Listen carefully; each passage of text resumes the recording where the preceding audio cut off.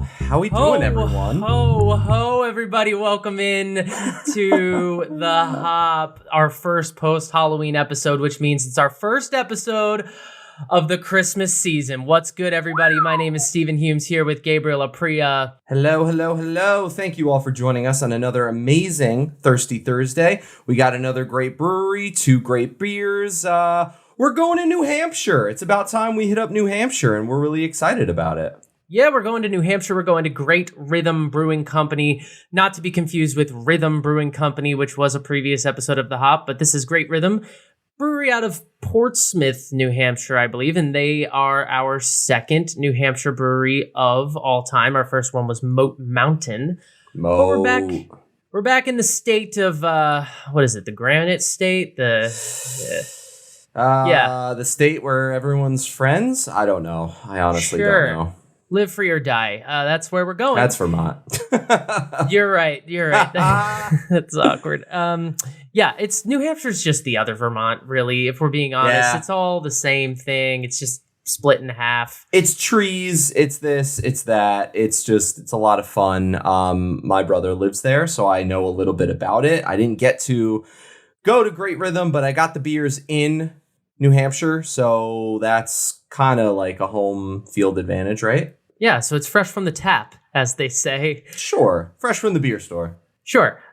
So we're going to do that. We're going to drink two beers together, which is exciting. We got a This Week in Gross. We got some news to talk about. We got a whole lot going on. How are you feeling, Gabe?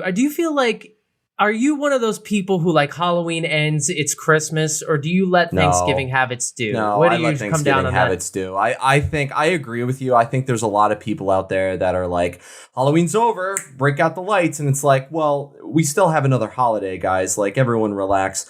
I feel good. I got to be bacon one day for Halloween party, and then for the actual Halloween day, I went out with some friends and I got to be Tommy Shelby from one of my favorite TV shows, Peaky Blinders. You guys know, all I do is talk about this damn show.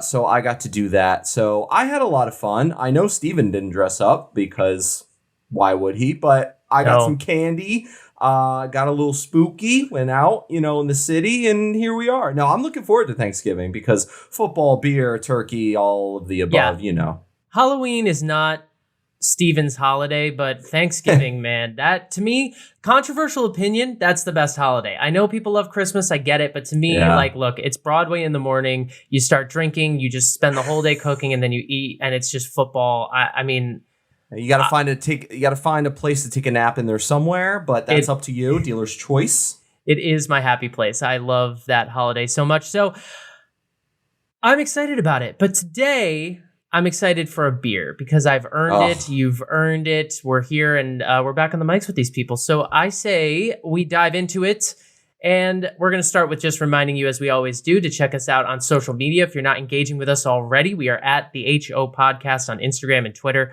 You can find us on Facebook. You can subscribe to us on YouTube. We are a video podcast. We are out here each and every Thursday on the YouTube, making great content for you to look at. So find us on there, the Hop a Craft Beer Podcast. Click that bell. You'll get notified whenever an episode goes live. And we love hearing feedback from our listeners. And there's a few ways you can do that. One is to rate and review the show wherever you listen, Apple Podcasts, Spotify, Google, wherever it may be. Another is to send us an email with your feedback or suggestions, beer requests. All of that can go to thehopod@gmail.com. Let us know what breweries to hit up next. Let us know what breweries to repeat. Let us know if we should venture off into another sort of drink. I think it's about time we got into wine, Steven. I have been in Napa, so I think I'm an expert now because that's how that works, right? So I don't know. We can do cider again. We can. It's it's been a while. Season. It's been a while for cider. There are some good ciders out there. Other drinks, what have you, and whatever. We are here for you guys. All right, let's get it going.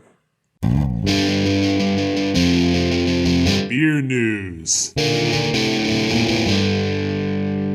All right, in the world of highlights, want to give a shout out to Ballast Point's second annual Brewing for Diversity Scholarship recipient. This is a scholarship that Ballast Point implemented as in an effort to help increase diversity in the brewing industry. We know that this has been an issue historically. We've broken down the numbers on this show and elsewhere before, so don't need to prove the need for it. But Ballast Point has implemented a scholarship to help with this. This year, the recipient is Chris Leguizamon. I apologize if I'm butchering your name, sir, but he is a first-generation Latin American, and he is super into beer. He's an advanced Cicerone. He's a certified BJCP judge. He's a current beer industry professional, and he had paused his brewing education due to financial reasons. College is expensive, but the Brewing for Diversity Scholarship is his this year. It allows him to gain additional education and industry knowledge to help empower him, to help him take the next steps in his career and hopefully pay it forward with other people. So that is great. Congratulations, Chris. Good for you, Chris. Yeah, it sounds like he earns it. He deserves it, and sounds like he'll do good with it. So good on you. And look, in the world of trends, the beer industry does not wait for Christmas. It's here, it's happening, and it's time for the Christmas ales, the spice beers, the winter warmers, the winter ales. They are hitting shelves. They are coming out in droves. So if you're a fan of those darker winter lagers, those heavier by the fire beers, those nice Christmassy imperial stouts. Yeah, I feel like we're slowly getting into the season where it's okay to drink a stout. You know, it was hot today and yesterday here in good old New York. But yeah, now I'm not going to feel weird taking a stout out and people looking at me like, what the hell are you drinking? I'm like, shut up. Yeah, I mean, it's the beer industry moves in seasons, and we've gotten past the pumpkin beer time, and now it's time for to go winter. So it's a good time to be drinking beer. That's for sure. Amen. As if there's ever a bad time. Yeah, seriously. All right, I wanted to talk about, this isn't really news, but there was an interesting article that came out of VinePair, which is a good website to keep up on beer industry trends and things like that, or drinking industry trends, I guess. It comes from Dave Infante, and the writing is extensive, but basically he focuses primarily on Boston Beer Company. This company, we don't have to say it, but they're killing it. I mean, people like Twisted Tea, apparently. They have, a seltzer brand. They have all kinds of stuff. They just unveiled a new tequila-based ready-to-drink product called Loma Vista Tequila Soda. But basically, Dave's article addresses the rise of all these non-traditional offerings, which we know a lot is happening more and more, taking up shelf space and things like that. And they're basically asking in this article if it is truly sustainable for a company to focus solely on beer. I mean, brewing beer, they say in this article, makes up for something like 30% of Boston Beer Company's portfolio. Yeah, that's wild, because when you think about everything, like everything they have and everything I was going to say represent, but just, represent, I guess, all their brands and whatnot, 30%, that's not bad.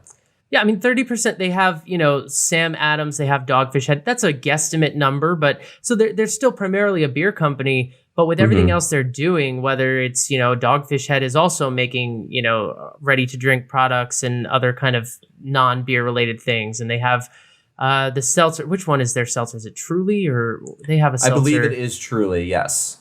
They have,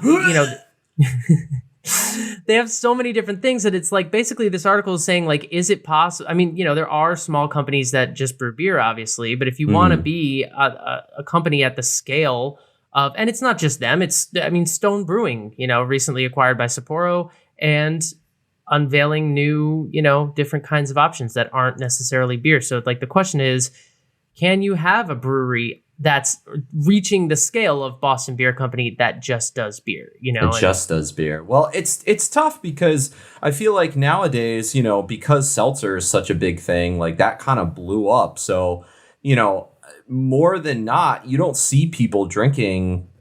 It depends on the situation, but like, if you're on the beach, like you're not going to drink a beer. You're going to drink a White Claw. You're going to drink a Truly. You might even drink a High Noon. Like that's the kind of direction people are going to. And, more good on you, I guess, but yeah, and it's not just seltzer, it's other things too. I mean, it's like I said, the ready to drinks. I mean, the article even says, quote, the sheer breadth of beverages from non-alcoholic hop water to ABV'd kombuchas lemonades and teas to my personal hobby horse crow. I don't know what that means. Whey-based hard seltzers.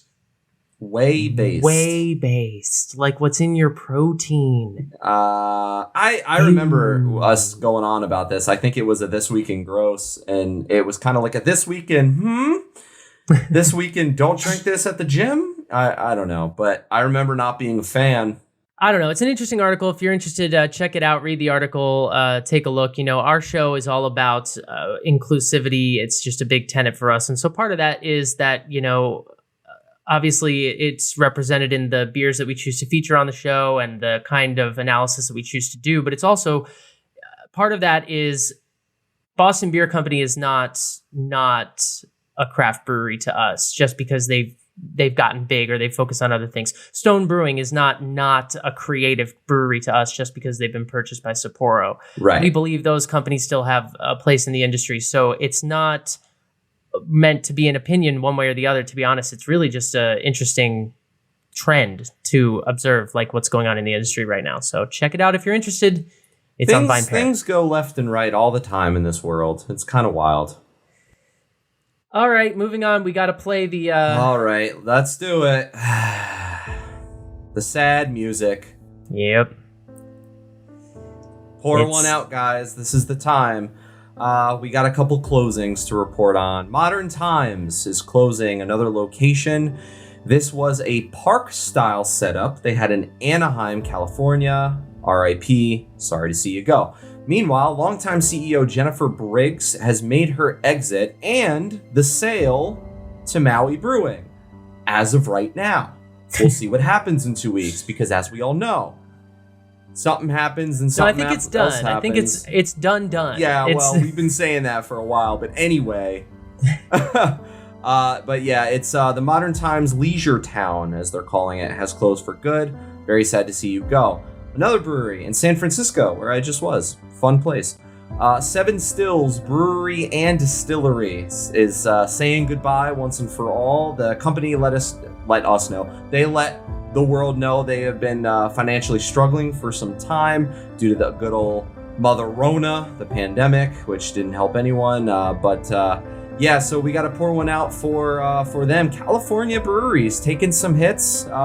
We hate to see it, but we will always report on it. So, yeah, we have to play that music more often than we would like to. But you know, times it's hard out in these streets. Well, it's hard out in these streets, but there's something about that music that there's always gives us a little giggle, does it not? Yeah, it is, and it feels like we're making fun of them, and we don't. We're really not. We're just trying to make it lighthearted in some way. The music somehow eases the pain. You know, it just makes it better. Oops. All right, you want to talk about something fun, Gabe? Yes, please. My favorite beer of the year, Firestone Walker's Anniversary Ale. The 26th version has been revealed, Michael. Bang! Exclamation point! It's here. Listen, Firestone Walker, it's been talked about, but I was just there a week ago, and I just reinforced that this is my favorite brewery in the United States. I love everything they're doing so much. You read the descriptions of the beers, and you want to, like, cry and other things all at once. You know, yeah, there's something about not even just the beers, but the description, like everything about the operation. They serve all their high end, what we call event beers. They serve them in boxes. I mean, for an individual bottle, like that's pretty badass. So, but the anniversary ale is something that they blend together, which is basically they take a whole bunch of their just beers that are beautiful on their own, and then they blend them into this beautiful thing. So we're going to talk about what the blend is now. It's primarily 32% Parabola. Parabola is their Russian Imperial Stout that they age in bourbon barrels. Another 32% is the Velvet Merkin, which is a milk stout that they age in bourbon barrels. Delicious. 24% Imperial Brown Ale that's aged in bourbon barrels. So this year's version is very dark. Then you have 6% Heavy Things, which is a barley wine that they made in collab with the folks over at The Brewery. Our friends. That one's aged in brandy barrels. You've got 4% blonde barley wine that's aged in bourbon barrels. And then you have 2% of their wheat wine, which I had when I was there. It's a golden barley wine co-fermented with white wine grape juice and aged in bourbon barrels. Anybody want to try it? I got to be honest. I think we're not going to do it because it doesn't make sense for a podcast, but I think everyone collectively, we just all need a moment of silence. Like, I just think there's something incredible and amazing about this entire setup. Like, the fact that it's a blend. Like, what other breweries doing this? I have no words. I love it so much. I mean, I went there, I got a flight of a bunch of these different beers, a lot like that. I got Steven drunk. got 4 different flights, all different beers. They had to wheel him out of there. It's just, the stuff they're doing is just mind-blowing. And hey, if you get one in a bottle or a box or whatever, put it in your fridge and hold on to it for a while. I still have an anniversary ale sitting in there from like last year. And I have another beer sitting in there from at least 2 years ago. They age well, store them properly. Yeah, this is the one beer that it's like, you don't need to drink it right away. Yeah, this is what we mean by event beer. If you have one of these in your fridge, bust it out like when you just got engaged and not before, because it's a big deal and experience. And also bust it out around somebody else who appreciates it so they can nerd out about it with you. Bourbon barrel, bourbon barrel, bourbon barrel, brandy barrel, bourbon barrel, wine. Sheesh. Give it up. Give it up. Steven. Yeah. Steven. Sheesh. No, that sounds amazing. I'm so happy that you have them in your backyard and I do not. But it's a reason to visit. It's a reason to go hang out. I've been to Firestone Walker with you. Yep. We got flights, and I remember the food being kick-ass. Like, like the beer, obviously, but like I remember that kitchen was putting in some work. Oh, yeah. And we're talking about their Propagator location, which is in Venice, near me, obviously, in Southern California. They also have another spot up in the Central Coast, which is where their primary brewery is. We could do a two-parter on Firestone Walker, to be honest, but we haven't gotten there yet. And you don't got to tell me twice. For now, we have to move on to something far less delicious. Oh, our favorite's back. This Week in Gross. All right, those London, UK people, something's up, because they're making an ale made from Yorkshire pudding. Now, here's the deal. Here's what I'm going to say. I haven't made a decision yet. Let's break it down. Okay. And let's talk about it. So this is coming straight out of the UK.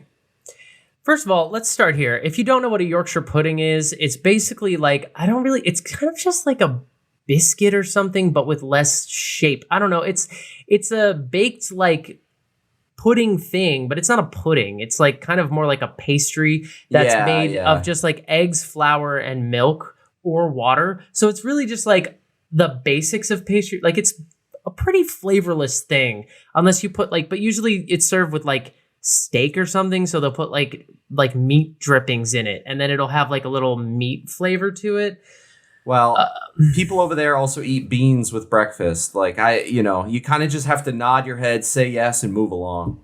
This beer is 3.6% and, quote, smells and tastes more or less like any other craft session ale from the aroma to the finish. That's according to Dave Himmelfield, who is a British guy who likes beer, apparently.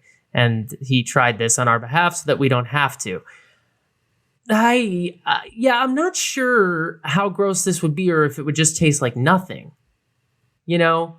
Yeah, I mean, to continue the quote, smell-wise, it's a bit malty and faintly fruity with that musty water smell traditional British real ale gives off. Now you're starting to lose me, Dave. But he's saying that it's like that in all beer, but British beer isn't musty. I wouldn't call it musty. I wouldn't call it musty either. It's a weird way to describe it. He says the mouthfeel is pleasantly average.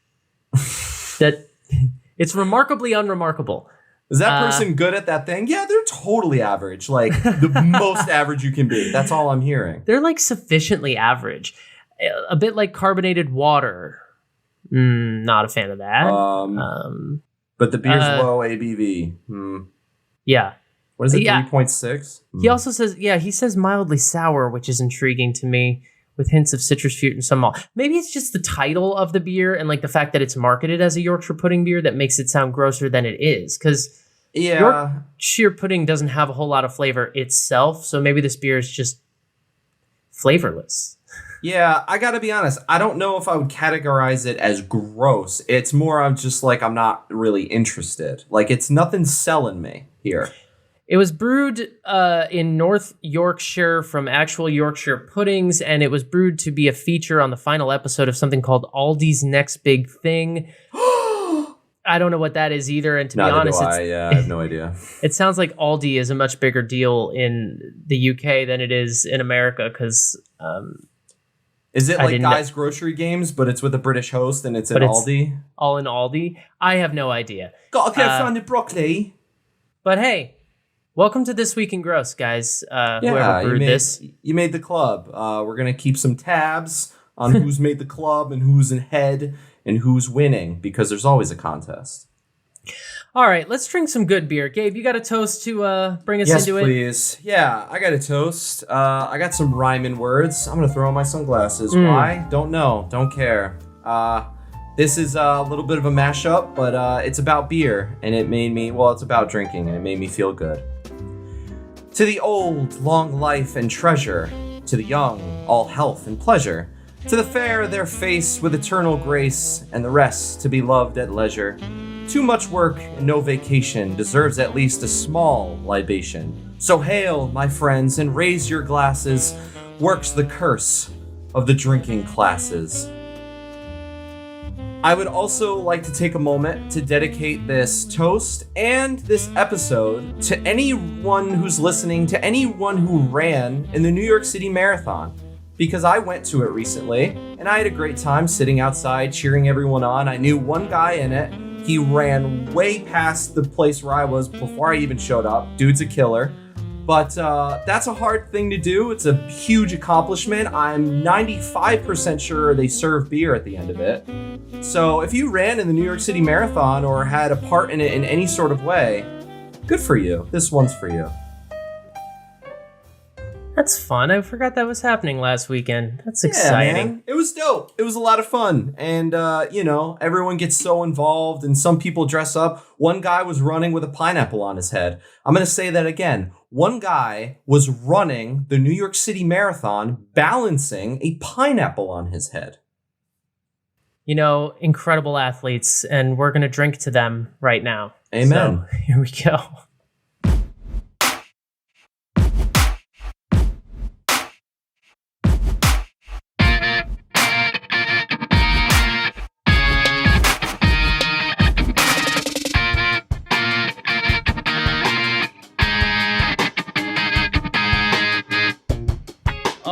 Okay, yeah, we're doing it. And I feel like it's been a while since we've had a sour on the show. I could be wrong about that. It sure has been. It feels like it has been, right? So this one's going to be fun, though. I saw both these beers. This one spoke to me, so I'm excited for this one. This is a part of their sour series. It's a sour brewed with pineapples, mangoes, and milk sugar, which is fascinating for a sour. You do not see a lot of the old lactose in the sour beers. So I'm excited about that. I'm excited about the flavors in it. It's right here in the glass. This one is 5% ABV. Tiku glasses. Tiku bros. Beer Advocate No Rating Untapped has it at 3.81. This is going to be fun. Oh man, it smells like candy. It smells like pie. It smells like sweet deliciousness. It smells like a meal. It smells like pineapple mango for sure. It smells like a sweet dessert you eat on the beach. Yeah, it poured with, I would say, no head at all, just sort of pretty still in the glass, but it's got some nice bubbles coming up from the bottom, and it's very like orange SRM chart. We're probably talking around an 8 and like thick, like you can't see through it. It's opaque. Yeah, it's pretty cloudy. Wouldn't say hazy, but pretty cloudy. Agree. The brewery's description of it: double fruited sour ale with pineapple, mango, and milk sugar. This heavily fruited sour ale is hitting with massive ripe mango and sweet pineapple for a refreshing tropical summertime experience. And basically, they do a lot of like rotating sours. This one, as best we can tell, made its debut this past summer. Yeah, apparently this is very new. The brewery has recently posted about it, to be honest with you. Go find all their socials. But it kind of smells like juice or like white wine a little bit. Oh yeah, you get on the nose, you get all the fruit right up front. You get the mango, obviously, the citrus is there, but there's definitely like a stone fruit quality to it, a white grape that definitely smells like a Sauvignon Blanc or Pinot Grigio or something. Yeah. Gabe can talk more about that because he spent time in Napa. So the difference is... No, I couldn't tell you. He bougie. He bougie now. It was dope though. Go to Napa. It's a lot of fun. You will learn a lot. I learned a lot. I prefer red. Anywho, this seriously though, this does smell like a white grape, like just like juice. Like it smells very, very sweet, but I feel like this is one of those beers that it's going to be refreshing on the taste and not overly sweet. I agree. I don't get a whole lot of the like I don't get a lot of like vanilla on it or anything from the milk sugar, but I do get, there are sour esters on the nose though. You can definitely tell like, oh, this is going to have something, a little puckering to it. You get those sort of, acetate qualities, those, just estery things on the aroma that let you know you're heading into a sour.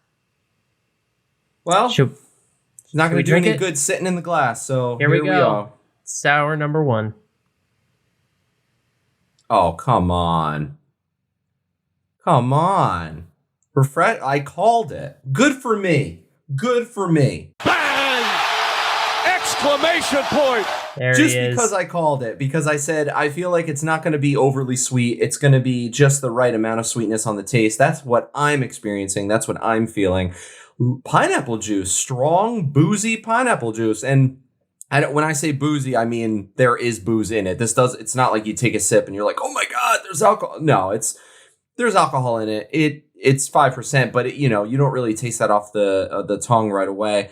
Getting grape, the white grape, getting maybe a little gozenberry, pineapple, mango, maybe a little papaya. I mean, I think this might be a beach beer. This is so good. It's so refreshing. I mean, all of the citrus is there. I get everything tropical, the mango, obviously, the pineapple, obviously, but there's also a little quality of like berry, some pear, all kinds of that stuff going on. The mouthfeel is nice and carbonated, got a zingy quality to it. It's sour, but not too sour. It's not like you take a sip of it and it's very puckering. It's just the right amount. It's like satiating and delicious, and it just like it's like drinking a smoothie or something. Like it's very good. I gotta be honest, I don't think it's puckering at all. Like not even a little bit. Like I think if you're one of those people that like sour or doesn't really know a lot about beer and you like the fruity things, you like the sweet stuff, I would recommend this 9 times out of 10 times out of 10. What am I saying? I think it's excellent. I think it's really, really good. It's refreshing as hell. Yeah, I mean, all of the balance is just really, really good, and it leaves your mouth feeling, again, refreshed, satiated, ready for more. Not a whole lot of lingering aftertaste, I guess a little bit of lingering fruit, but the balance is nice, and I just like, a lot of times when we have those like kettle soured beers, they're just very tart to the point that it's like you pucker and you kind of and it's like a little much, and I just think this is really well balanced. I mean, the best way I can describe it is it's like taking a sip of like a smoothie or something. It's that like fruitiness just filling your mouth. This is what I want a sour to be. I don't want it overly sour. I don't want it overly sweet. I want it like just right. Yeah, and the malt is sort of hidden, which you would expect. But the alcohol also is, because it's 5%. It's pretty light. It's sneaky in that way. I wouldn't call it dangerous, but it's definitely like you drink it and you kind of can quickly forget that there's alcohol in it. I don't taste any booziness at all. We should probably talk about the milk sugar though. Right. Are we getting anything from that? What is it doing for this? What is it not doing for this? Are you getting what you expected out of that side of things? Not what I expected. To be honest, I kind of just went in blind. I didn't really know what to expect. I think the milk sugar gives it sweetness. I think it gives it a little bit of fluffiness, a little bit of fluffy balance in the mouthfeel and on the back end. I think it just makes it a little bit lighter. I would love to know what percentage of milk sugar they put in this, because if they said like 20% or less, I would believe it. If you tell me like 48% of this beer is milk sugar, I'd be like, are you sure? Really? Because it's just enough. Yeah, it's I think fluffiness is a good way to put it. I would have said creaminess, but I like fluffiness because I'm not sure how creamy this beer is. But typically when we drink beers with that milk sugar in it, there's like a sweetness that's added, a like vanilla thing that's added.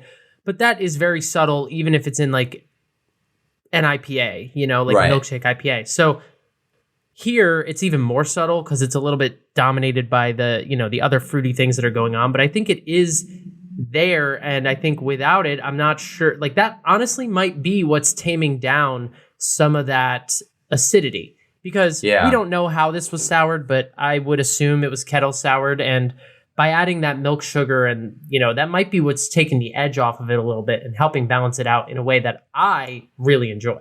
Same. I completely agree. I feel like this pulls it back from sour more toward like beer, but again, it's like it's kind of got like a juice vibe to it, So I would agree with that 100%. I think now I want milk sugar in all sours. Can everyone else do this? Because that would help me out. That would help Gabe. Just talking about me. Others take note. If you like sour beers, you will like this. If you are someone who's a little on the fence about sour beers, I think this is a good one for you because it's not too sour. Yeah. And if you like, if you're one of those people who's like, yeah, I'm more of a wine drinker, but my friends want to go to breweries, this one might do it for you. It's not too sour. It's sort of like drinking a very sweet wine in a way, but it's honestly beer. Yeah, I don't drink white wine, but this has a white wine vibe to it. So I'm excited. I'm pumped for it. I have 2 more. Excited. All right. Well, we should talk about Great Rhythm Brewing Company as a company. Yes, please. They're out of Portsmouth, New Hampshire, as we said. They were founded in 2012, I believe. They are a microbrewery, obviously pretty small. If you're on YouTube, you can take a look at us. Gabe is outside. I am inside. Can we tell them? Can we tell them how we both had the same photo? It finally happened, guys. We knew it would happen eventually because I like to get on Zoom and surprise Gabe with the locale. I almost asked them. I almost said, Steven, what photo are you picking? Because I don't want to pick the same one.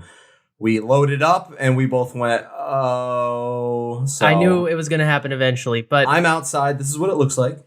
But to be clear, Gabe, you didn't go to this brewery. No, I did not. I was unfortunately unable to, but I did go to a very dope all craft beer shop. They have them there in New Hampshire. Who knew? And this one really stuck out to me. And I got to be honest, one of the big things that stuck out was the can artwork. I mean, we're going to talk about it later, but it's a big hop flower. It looks dope. It looks like the fire emoji. Yeah, I don't get to talk about the can art as much, so I'll just say right now, I love it. I love hops, and I love when hops are in the logo, and it's just so simple and clean, but also vibrant and stands out, and I love it. So, Bob, we'll cover that later. But Bobby. This brewery, it's located next to a lumber yard. It's got a focus for a bunch of different stuff. They have some signatures. They have, a rotating IPA series. They have some sours, obviously, but they've got a lot to offer. They've got lagers. They've got stouts. They've got, an impressive sort of lineup there going on. It was founded by a guy named Scott Thorton. And the way I believe nowadays, him and his wife own it. I believe. Well, I would hope she got part of the business. Hope she got a cut. Jesus. Yeah. So they're a couple goals. From the website, we're an independent craft brewery in Portsmouth, New Hampshire. Our coastal lifestyle and love for great quality beers for every occasion set us on a journey to design, brew, and share our favorite beers. Our passion goes beyond beer. We're always working to become more sustainable as a brewery and supporting our Portsmouth community. Hell yeah. And love to see that. They do. They have a lot of initiatives and stuff, that they do in terms of engaging with the community and running a sustainable business. I mean, we see this in, breweries that we profile all the time, but it's always great to see just in any business, whether it's beer or something else, a brewery that's got a focus on, running a sustainable operation and recycling and giving back to the earth and, recycling their spent grains and all that kind of stuff. Their logo is, now get this, drink great beer. You got it. We will do that. That's their logo. Going off of what Steven said, they do partner with local grocery stores like Hannaford. So their beer can be available everywhere, not just at the tap room. They made a real emphasis on that.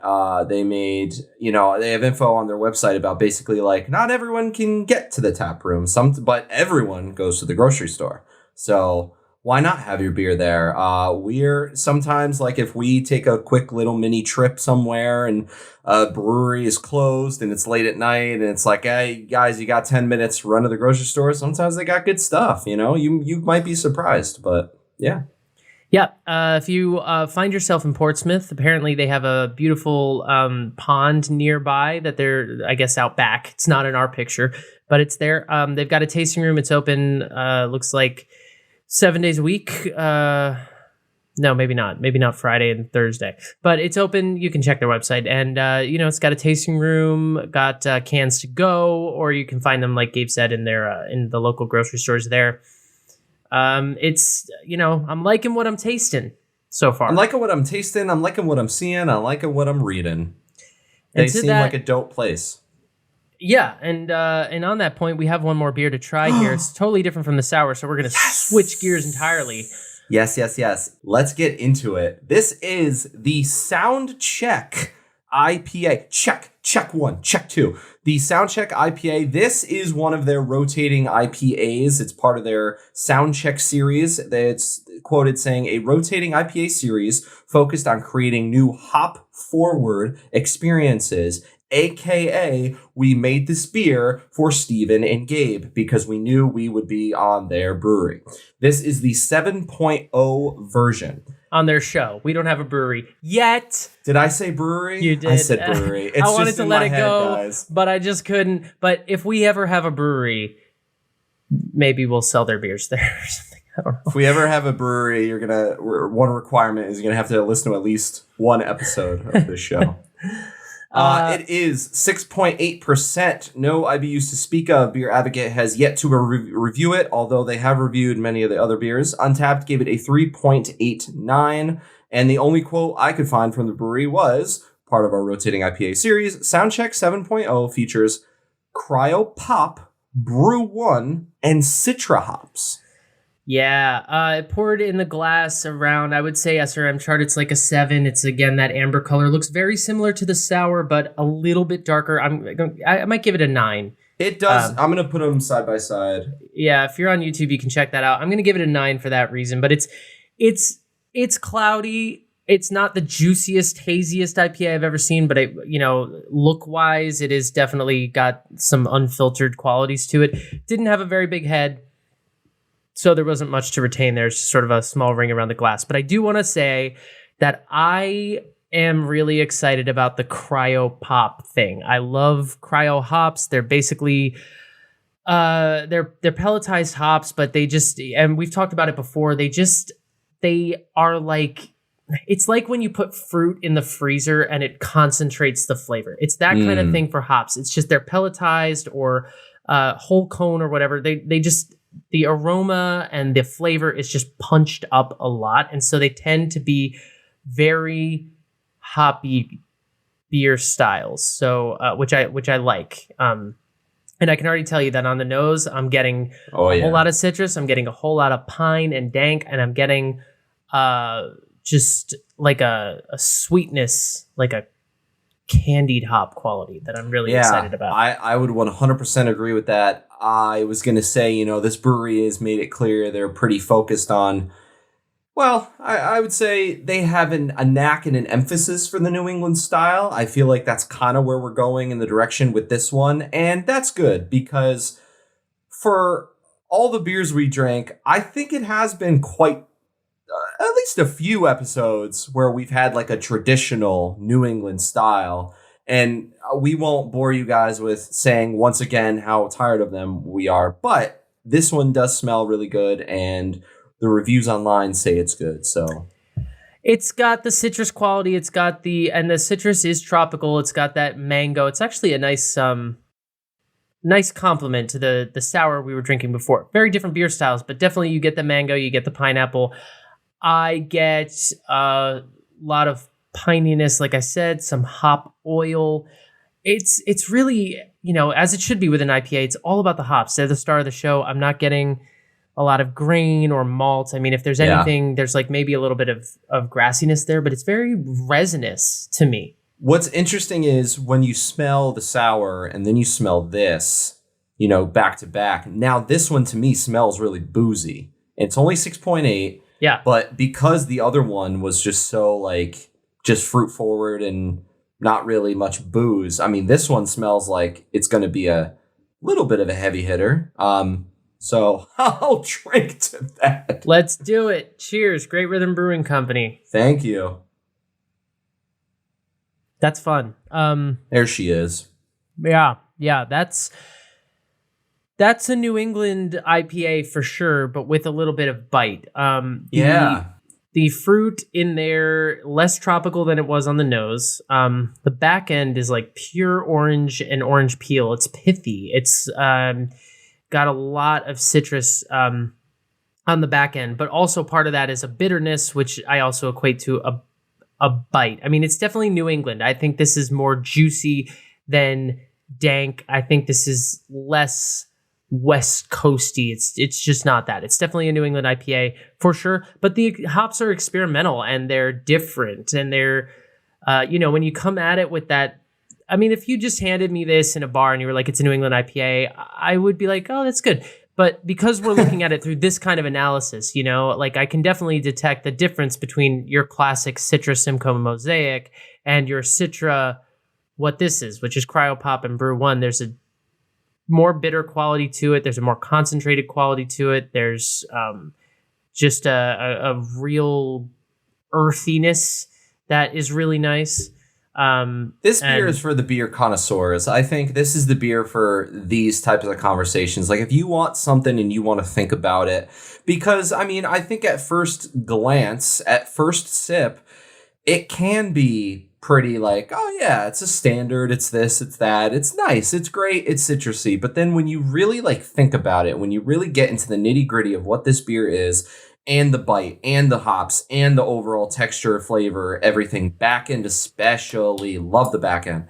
Yeah. It just gives you so much more of an appreciation for it. So this is the beer that you have to break down. You need to give this beer its respect. I love when people get experimental with hops like this. I mean, this has, it has all those qualities, but it's got some experimental qualities too. Earthiness, a florality too. I mean, there's a little bit of lavender in there. There's a little bit of just other, maybe even some chamomile. Like there's some little floral notes in there that sometimes get lost in some IPAs. So it's nice. In terms of the mouthfeel, it's I would not call it crushable or dangerous. I wouldn't lean on either side of that. I think it's just a beer, but it's medium bodied. It's the carbonation is nice, not overpowering, but it's there. Are you getting honey on the smell, the taste, or both? Because I got to be honest, I think I'm getting it on both. I don't get it as much on the taste. I can see where that's coming in the smell because there's a sweetness there. Yeah, it's strong. Yeah. But on the taste, I don't get it as much because of the other things that are going on, I think. Yeah. But I agree with you. The back end is like the star of the show because it's so much like it's like literally I just ate an orange. Like it's so citrusy, but it's such a specific citrus. It's not just the broad category that we normally talk about. It's so much like literally the peel of an orange. Like I'm just finishing an orange. I'm getting to the last bite, and it's that like part where there's like a little bit of like rind on the back of it, and I'm like it's so that. If you're allergic to oranges, we're so sorry for you. Don't drink how this. How have you made it this far? You've done something right, but you may not like this. But for you booze fiends out there who want to feel something, experience something, and break it down, check, and check mark. If you're going to make an IPA in New England and you're going to make, and you're a small brewery, the only thing you can do to stand out is experiment with hops because you're not going to be Treehouse. as much as you try. And it's just, it's been done. So grab for those weird hops, grab the cryo pops and the brew ones, and let's see what comes out, because this is really exciting drinking this. It's great. I wish I had more. Yay! That's how I feel. It's excellent. I love it. Does it make sense to rank them? See, I was debating that. Let me do this. You're in the brewery. It's time for beer number 3. Where are you going? Sour IPA? Yeah, that's why I don't think it makes sense to talk about, because it's going to be the IPA just because my preferences. Yeah. But I think they're both so good and they're both so well balanced, which is always to be commended. It's not to be taken for granted. When you find beers like this that are, we're not like we talked about Firestone Walker before and all the crazy experimentation that they're doing. These aren't that. They're more traditional beer styles, right? But doing those well deserves to be commended, and so I would go with the IPA. Which one would you reach for if you wanted one more? I mean, I'm just going to be that guy. I'm going to go for the sour. Okay, sure. Why not? It would be tough. I mean, I would love both of these in a flight. I think the fruited sour is a great way to start off. And then this IPA would probably be third, depending on what else they have, which we should get into in a little bit. But definitely great for flights if you want to try both. We will definitely get into what else is on tap. We always do. But before that, we got to invite Bob Ross to the party because he has some things to say.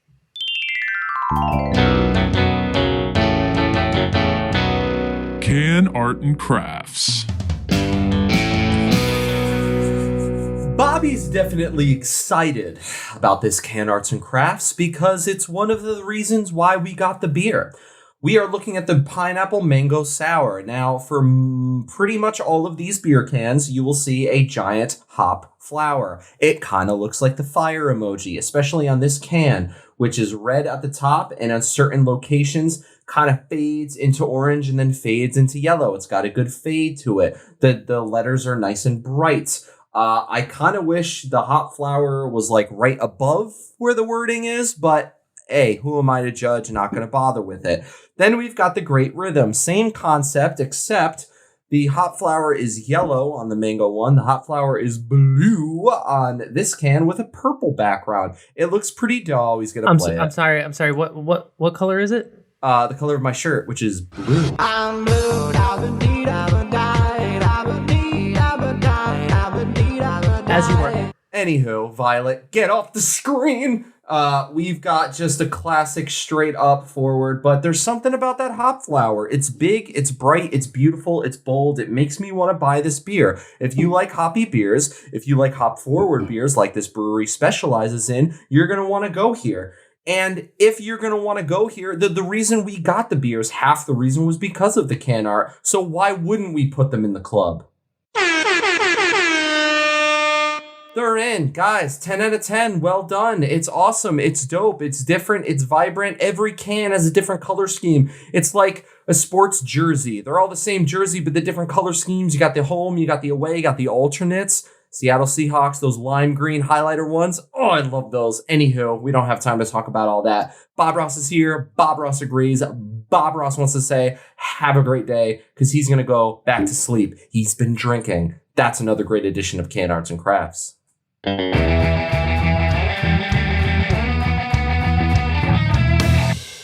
So what else is on tap? Here we got other editions of the Soundcheck series. They've got their 8.0 out now, which features Nelson Sauvin Galaxy and Citra hops. Gabe, Galaxy, love those. My favorite. Also, the 6.0 was Idaho 7, Sabro, and Simcoe. And then we had the 5.0, which was Sabro, Chinook, whatever it is. No Tetnang, huh?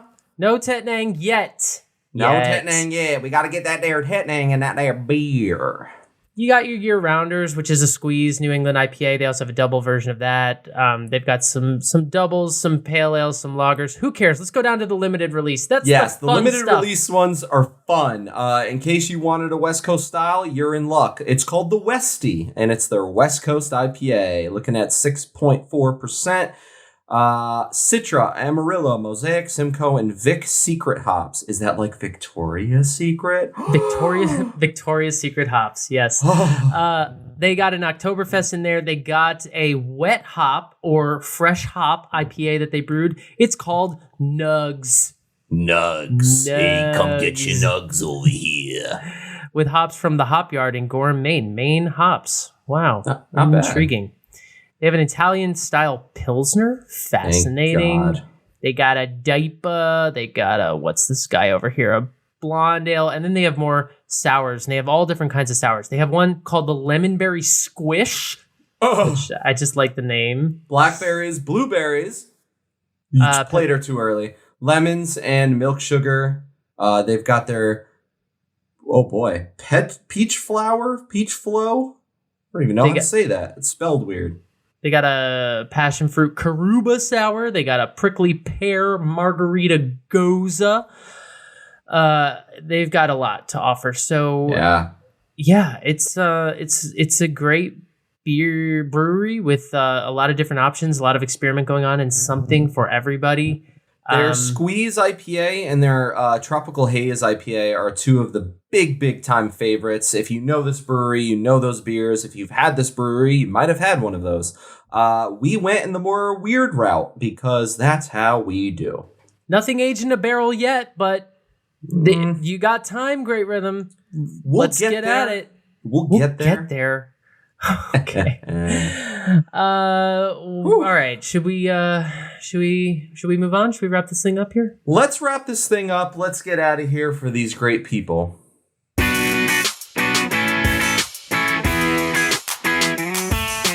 Last call. Australia is a weird place. They're so weird. This comes to us from UPI.com. Who cares really where it comes from? It's a story that happened in Australia somewhere. Booderham, if you're familiar. Booderham. Basically, it's a Facebook post that was posted by Sunshine Coast snake catchers, where, like, long story short, a lady came home, her microwave was askew. I knew you were going to use that word. Why did you know I was going to use that word? Use it because, like, it's one of those words that, like, when you use, you just, like, eat it. Like, you're just like askew. You just love. I could see the joy in your face as you said it. It's such a good weird word. Her microwave was off kilter. Okay, and she was like, that's odd. And she went behind it, or she went over to it, and behind it were two pythons. Are you listening? Pythons mating behind the microwave. Mating. They were doing the deed. They were getting hot behind the old zapper. Behind the old zapper. They were exactly.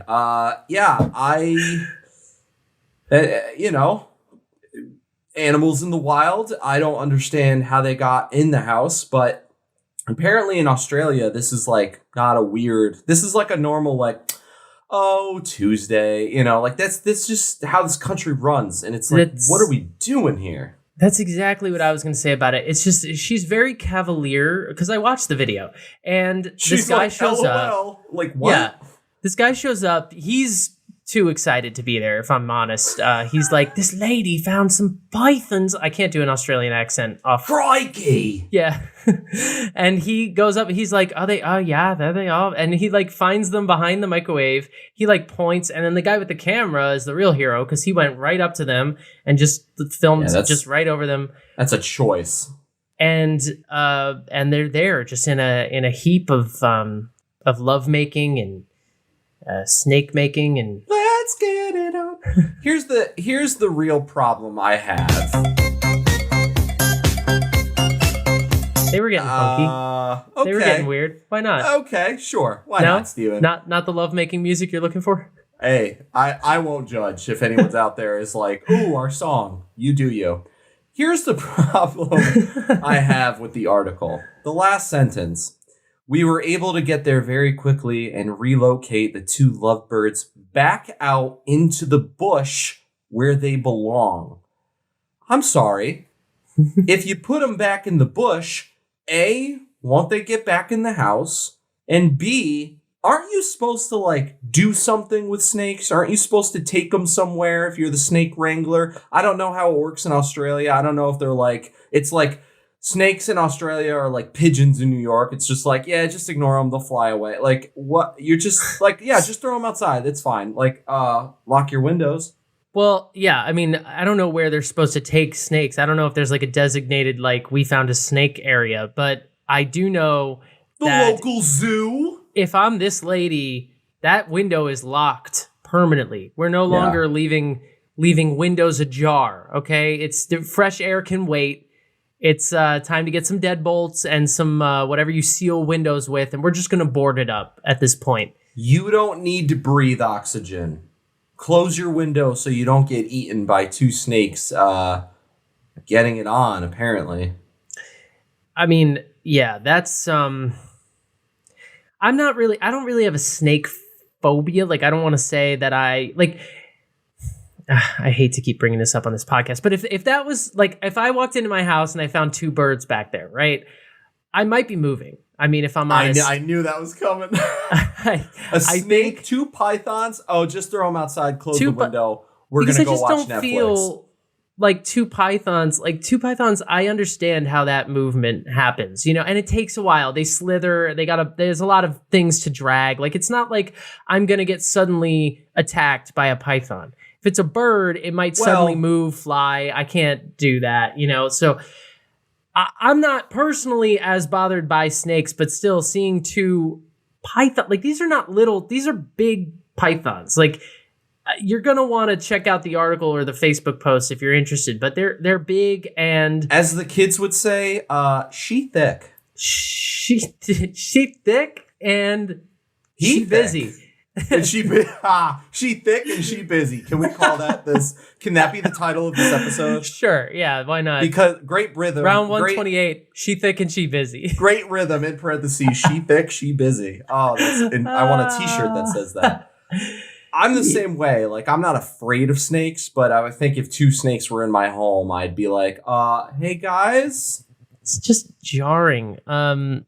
Yeah, I don't know what's going on in Australia. I mean, because there's a lot going on down there. I mean, kangaroos those aren't natural animals. That's a weird situation. Well, kangaroos are cool.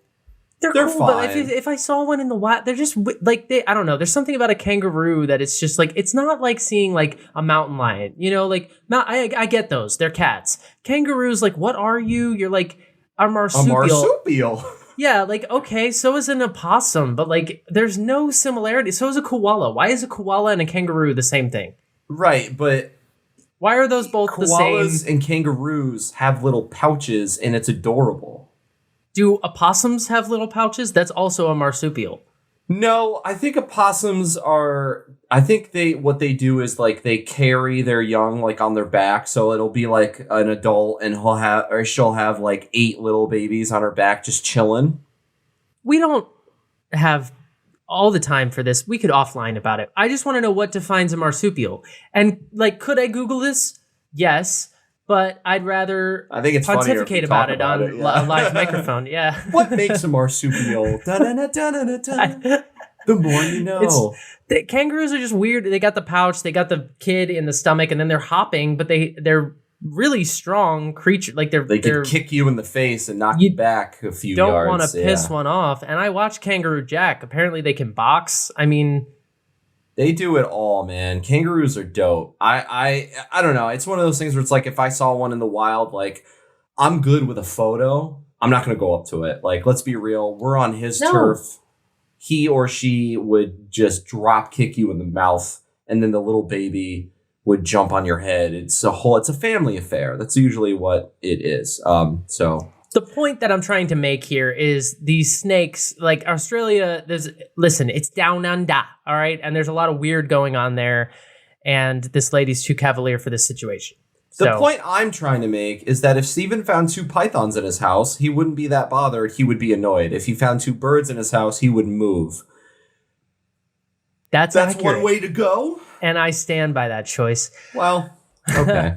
So, all right, we need to go. The next time we see you all, because of way back when Gabe and I started this podcast, we decided to release our episodes every single Thursday. And what that means is once a year, we get to spend Thanksgiving with you. So the next time we speak to you will be while you are cooking your turkey. And we look forward to it. And until then, drink great beer. Day! And enjoy the month leading up to the greatest holiday of all time. Peace out, all. We love you. Drink good beer. Say something nice. We'll see you soon. Cheers, everybody.